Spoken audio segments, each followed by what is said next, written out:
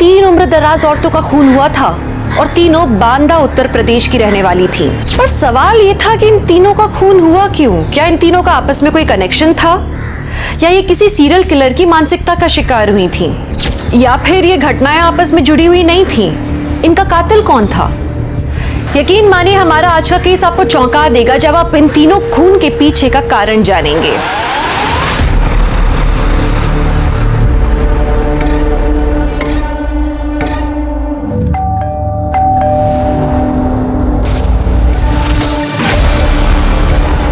चित्रा दीदी, दरवाजा खोलिए ना चित्रा दीदी।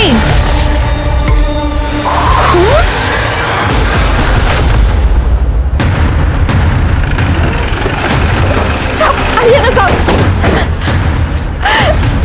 सब मैं बेला गौड़, मैंने आपको फोन किया था साहब। मैं यहाँ पे खाना बनाती है, सुबह आई तो सब ये था साहब।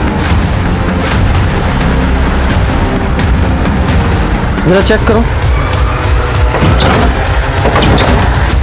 बॉडी शायद दरवाजे के पीछे ही है। शर्मा, खोलने का इंतजाम करो।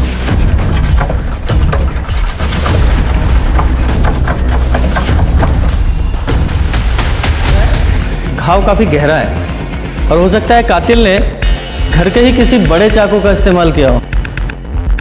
पर सब घर में तो बड़ा चाकू है ही नहीं।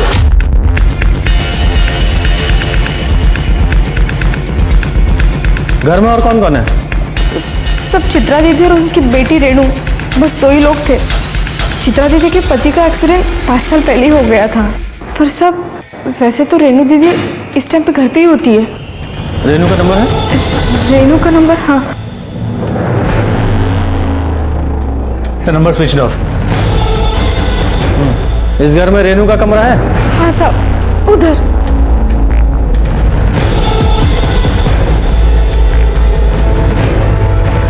अरे बाप रे, ये रेणु के सारे कपड़े कहाँ पे गए? साहब, ये पूरी अलमारी कपड़े से भरी थी साहब। अगर ऐसा है तो लगता है इरादा चोरी कर। लेकिन सर, घर का बाकी का कोई भी सामान किसी ने छुआ नहीं है।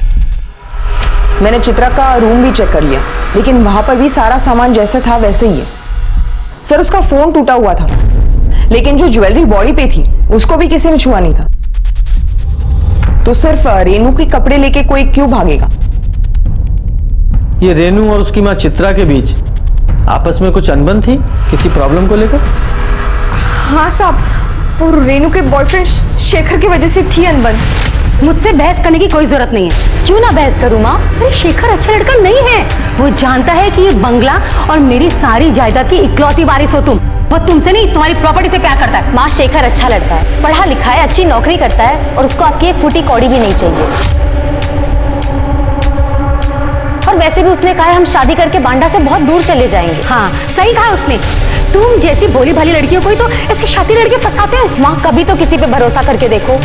मैं शेखर से प्यार करती हूँ और मैं उसी से शादी करूंगी। मेरे जीते जी ऐसा कभी नहीं हो सकता, समझे तुम? मैंने फैसला कर लिया है माँ। तुम्हें शेखर का फोन नंबर या एड्रेस पता है? हमको सच में कुछ नहीं पता साहब। वो तो हमने उस दिन बात करते सुन लिया, इसलिए नाम पता चला। बाकी हमको कुछ नहीं पता साहब। सर, अगर रेणु के कपड़े गायब है, हो सकता है रेणु शेखर के साथ भाग गई हो। लेकिन फिर चित्रा का मर्डर कौन कर सकता है? अरे अंदर की तरफ चलो। मार भाई, हारे चल बाहर चल। अरे काम से जा रहे हैं भैया, ऐसे घूमने नहीं जा रहे हैं। पैसा चाहिए हमें, अपना पैसा लेने आए हैं। सर, ये आदमी रुकने का नाम नहीं ले रहा है। कैसे पैसे? और हो कौन तुम? हमारा नाम बाकीलाल है साहब। वो अशोकनगर के पास हमारा फेमस चाइनीज स्टॉल लगता है, बाकीलाल चाइनीज कॉर्नर। नाम तो सुने होगे सर? नहीं सुना है। खैर छोड़िए। और रात में हम आए थे यहाँ पार्सल डिलीवर करने, तो मैडम के पास 2000 का छुट्टा नहीं था। बोली सुबह आके 450 रुपये ले जाना, तो वही लेने आए साहब। बुला दीजिए ना। नहीं बुला सकते। काहे? इनमें से कौन सी मैडम थी? अरे यही तो थी। इनका खून हो गया। खून हो गया? हाँ। मोरी मैया, तब अब हमारा 450 रुपया कौन देगा? हमें हमारा काम करने दो, जाओ यहाँ से। अरे तो आप ही दे दीजिए ना साहब। गुप्ता, बाहर निकालो से। अरे साहब, सुबह किसी का मेहनत का पैसा है, मना नहीं करते। चल हमारा पूरा दिन खराब हो जाएगा। शर्मा, शेखर की पूरी कुंडली निकालो। रेणु का फोन ट्राई करते रहो। जी सर। सर, रेणु का फोन स्विच ऑफ आ रहा है। उसके कॉल रिकॉर्ड्स में एक नंबर मिला है जिससे उसकी काफी बातें हुआ करती थी। वो शेखर का नंबर है क्या? जी सर। उसका पूरा नाम शेखर गुप्ता है। मोबाइल रिकॉर्ड से उसका एड्रेस घनश्याम गली का मिला। हमने वहां जाके चेक किया तो पता चला वो घर उसने काफी पहले छोड़ दिया है। नया एड्रेस किसी के पास नहीं है। तो रेनू की तरह उसका फोन भी बंद आ रहा है। जी सर। दोनों के फोन ट्रैकिंग पे डालो। सर हमने चित्रा के फोन रिकॉर्ड्स भी चेक किए, लेकिन उसमें भी कुछ सस्पिशियस नहीं मिला। ये फिंगरप्रिंट्स का क्या हुआ? सर पार्शियल फिंगरप्रिंट्स मिले, हमारे किसी काम के नहीं है। ठीक है, उन्हें भी बाकी एविडेंस के साथ रिकॉर्ड में रखो। सर पर ये रेनू है कहाँ?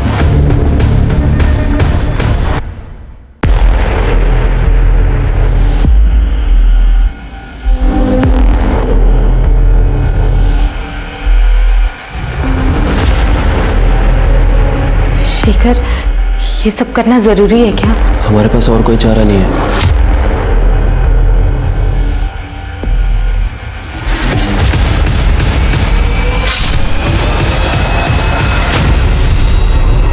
सर ऐसे वार किया गया होगा चित्रा पे। बुचर नाइफ मतलब मांस काटने वाले चाकू से 5 से 6 वार किए गए, इतने गहरे कि चाकू हड्डी तक जा पहुंची थी। और रेप के कोई साइंस है? नहीं सर, रेप या कोई सेक्सुअल एक्टिविटी नहीं हुई है। अशोकनगर मार्केट में पता करो, किसी ने हाल फिलहाल में कोई बुचर नाइफ खरीदा है क्या? सर चित्रा के नौकरानी बेला का फोन आया था। अशोकनगर में एक खून हुआ।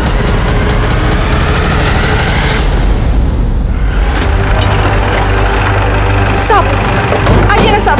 हटिए हटिए। वो रोड के उस तरफ हमारा ठेला है चाइनीज का, और राजू हमारा असिस्टेंट है, उसी को भेजे हैं कॉलेज लड़कियों को बुलाने। यहाँ हमें सब जानते हैं साहब। क्यों बेला दीदी? वो पायल और छवि बस आते ही होंगे।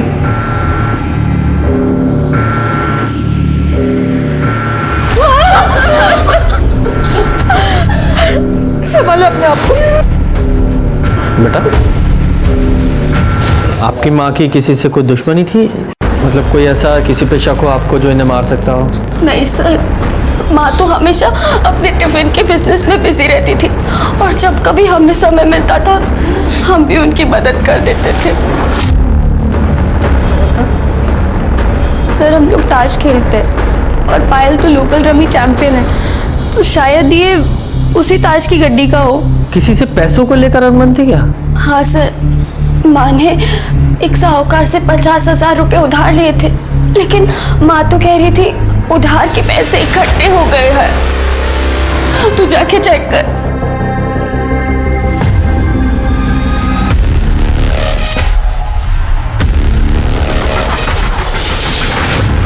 इसमें ही पैसे रखती थी माँ, और सर इसमें 4 सोने की कड़ी भी थे। वो ईंट का बादशाह जिस पे खून लगा हुआ है, उसे लैब में भेजो। देखो फिंगरप्रिंट्स मिलते हैं क्या? जी सर। वैसे मौका वारदात को देख के लगता है कि कातिल घर में चोरी के इरादे से आया हो, और फिर सुधा ने उसे देख लिया हो, तो खुद को बचाने के लिए उसने सुधा को मार दिया। या फिर ये भी हो सकता है सुधा ने उसे पहचान लिया, तो खुद की आइडेंटिटी छुपाने के लिए उसको मार दिया। ये सुधा और चित्रा दोनों के घाव देखकर और मारने का तरीका सेम है। सर लेकिन ये इत्तेफाक भी तो हो सकता है। हो सकता है, लेकिन अरे हमको मदद करेंगे साहब? अरे दो ना भाई।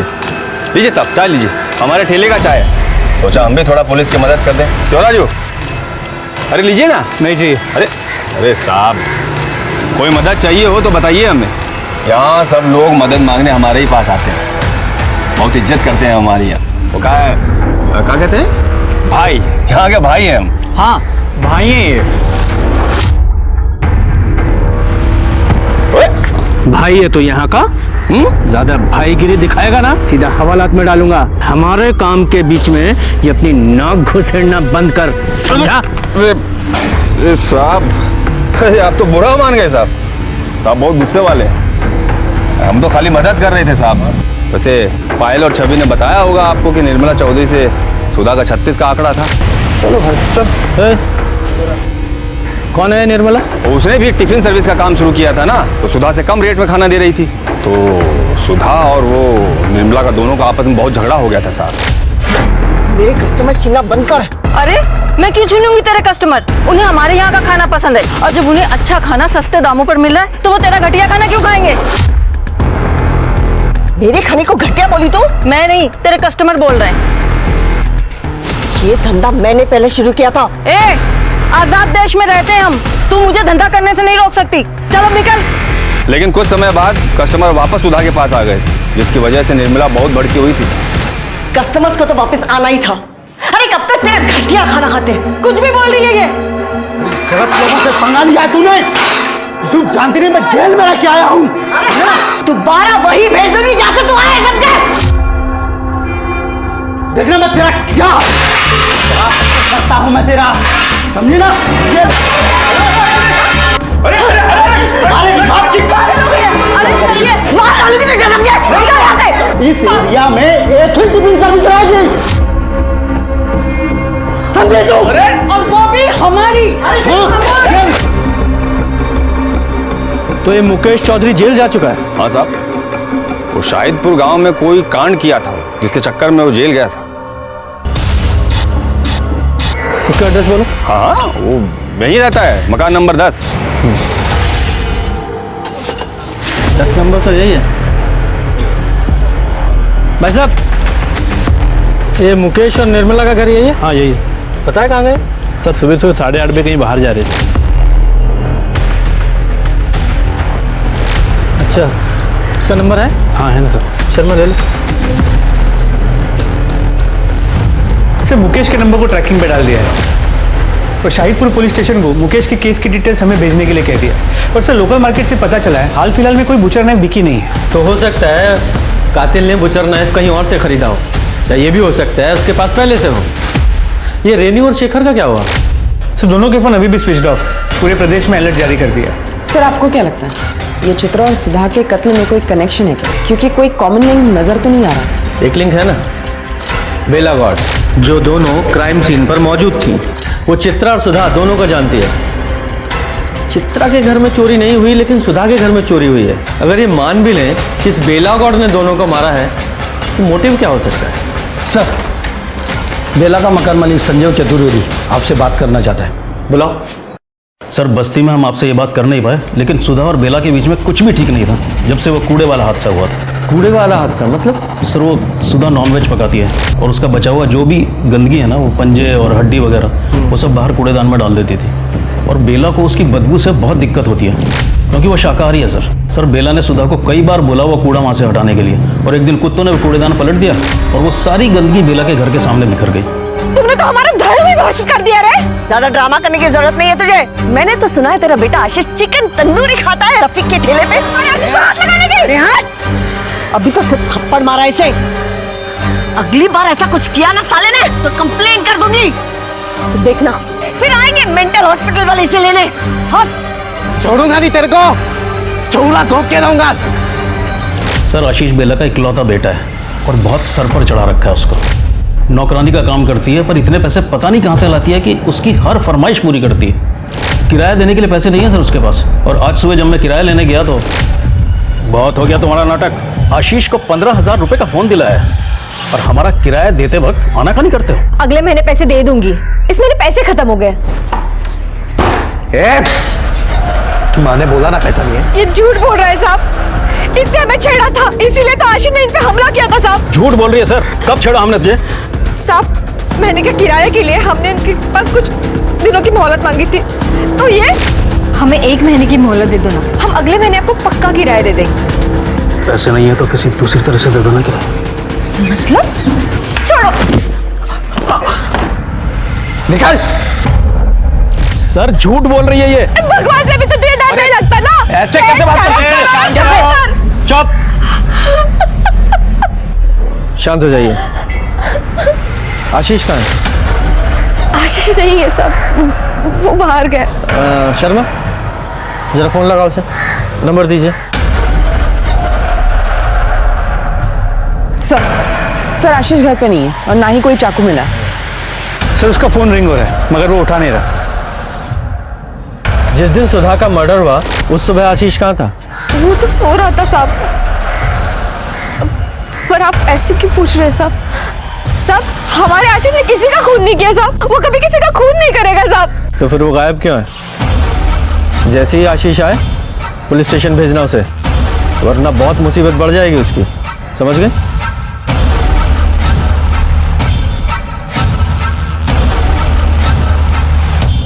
इस आशीष के पास सुधा को मारने का मोटिव है और इसने सुधा को मारने के लिए धमकी भी दी थी। छोड़ूंगा नहीं तेरे को। लेकिन सर आशीष चित्रा को क्यों मारे? क्योंकि बेला चित्रा के यहाँ काम करती थी। हो सकता है चित्रा ने कभी बेला के साथ बुरा बर्ताव किया हो, उसके साथ गाली गलौज की हो और ये बात आशीष को पता लग गई हो। सर सुधा की पोस्टमार्टम रिपोर्ट। सर इस रिपोर्ट के हिसाब से चित्रा की तरह ही सुधा पे भी 5-6 बार चाकू से वार किया गया। घाव की गहराई हड्डी तक है और सर रेप या सेक्सुअल असॉल्ट का एंगल नहीं है। मौत का समय सुबह 5 से 7 बजे के बीच का है। और सर जो ताश के पत्तों पे खून मिला वो भी सुधा का है। दोनों वारदातों में जो हथियार इस्तेमाल हुआ वो भी एक जैसा है। कोई फिंगरप्रिंट? नहीं सर, कोई फिंगरप्रिंट्स नहीं मिले। ये कातिल जो भी है बहुत चालाक है। गुनाह करने के बाद अपने निशान मिटा देता है। और बात करें आशीष की तो उसे पक्का पता होगा कि पायल और छवि सुबह 6:30 बजे कॉलेज के लिए निकल जाती हैं। तो 10 फरवरी को उसने मौका देखकर सुधा के घर में घुसा और सुधा को मार दिया। इस आशीष को जल्दी से जल्दी पकड़ो।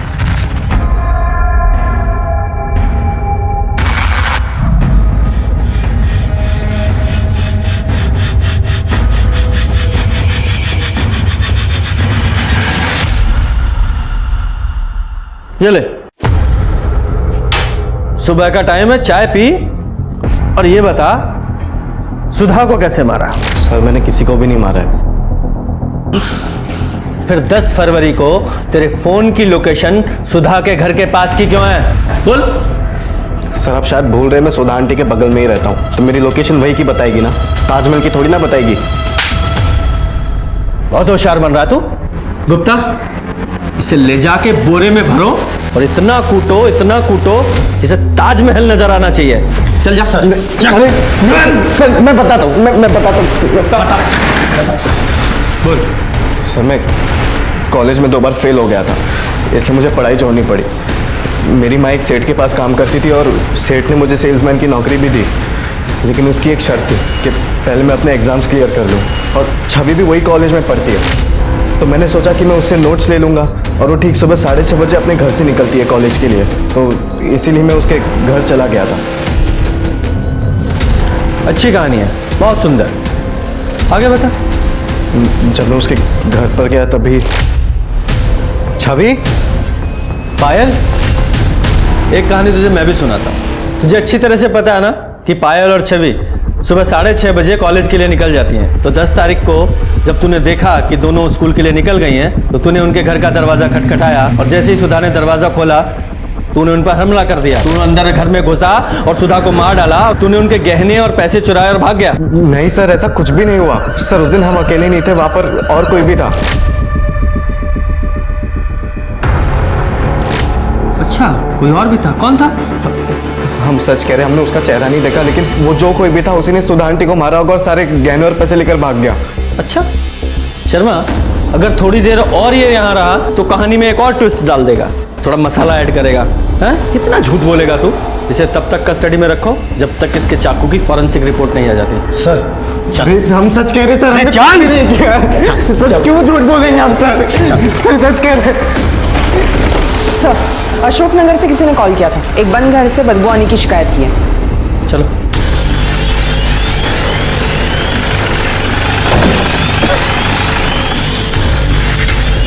गुप्ता, ताला तोड़ो।